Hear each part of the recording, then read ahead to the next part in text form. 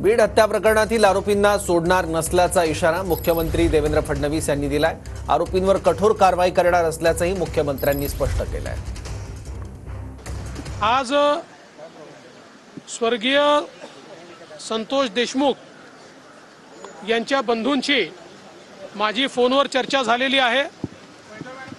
त्यांनाही मी आश्वस्त केलेलं आहे की तुम्ही काळजी करू नका, काय वाटेल ते झालं तरी सगळे दोषी शोधून आणि जोपर्यंत ते फासावर लटकत नाही तोपर्यंतची सगळी कारवाई पोलीस करतील हा विश्वास मी त्यांना दिलाय। बीडच्या प्रकरणामध्ये कोणालाही आम्ही सोडणार नाही।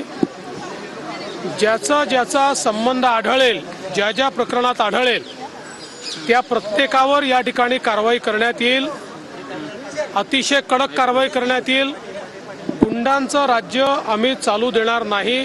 आज त्यांना त्या ठिकाणी शरणागती पत्करावी लागली आहे।